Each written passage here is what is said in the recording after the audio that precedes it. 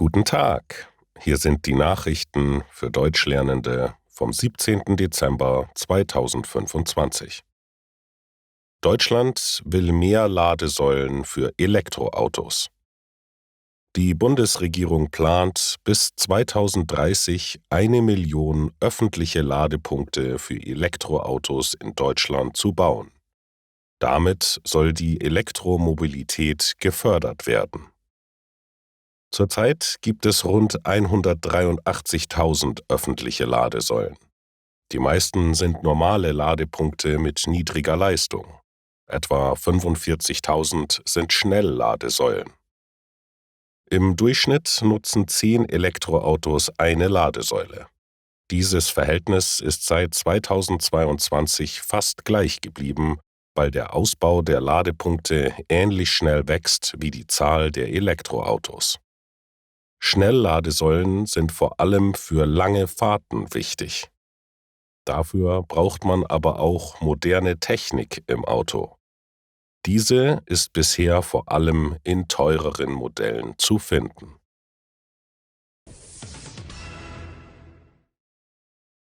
George Clooney dreht keine Liebesszenen mehr. Hollywood-Star George Clooney will keine Liebesszenen mehr mit anderen Frauen drehen. Das hat er in einem Interview gesagt. Er hat erklärt, dass er diese Entscheidung nach einem Gespräch mit seiner Ehefrau Amal getroffen hat. Es geht dabei nicht um Eifersucht. Clooney sagt, er passt heute einfach nicht mehr zu klassischen Liebhaberrollen.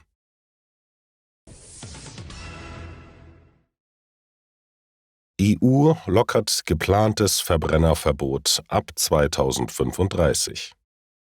Das geplante Verbot für neue Verbrennerautos ab 2035 wird in der EU geändert. Die EU-Kommission hat neue Regeln vorgeschlagen. Statt 0 CO2 sollen Autos ab 2035 nur noch 90% weniger CO2 ausstoßen als im Jahr 2021. So können auch nach 2035 noch neue Benzin-Hybridautos oder Fahrzeuge mit Benzingenerator an Bord zugelassen werden. Die Vorschläge werden jetzt im Europaparlament und bei den EU-Staaten beraten.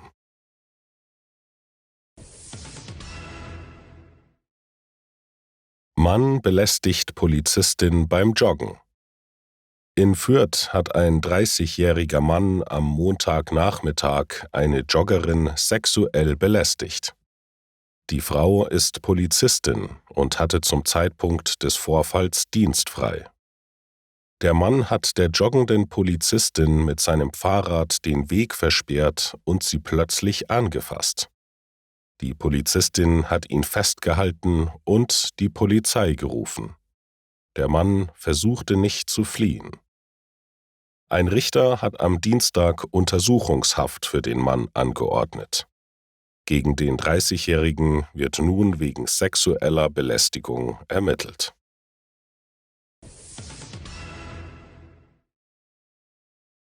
Patrice Aminati spricht offen über Trennung nach schwerer Krankheit. Patrice Aminati hat sich von TV-Moderator Daniel Aminati getrennt. Das gab die 30-Jährige auf Instagram bekannt. Die beiden waren 7 Jahre ein Paar und 3,5 Jahre verheiratet. Patrice Aminati ist an Hautkrebs erkrankt. Sie sagte, dass die Krankheit ihr Leben stark verändert habe. Deshalb kann sie für Daniel nicht mehr die Partnerin sein, die sie früher war. Seit September lebt sie mit der gemeinsamen Tochter bei ihren Eltern. Das waren die Nachrichten für heute. Danke fürs Zuhören.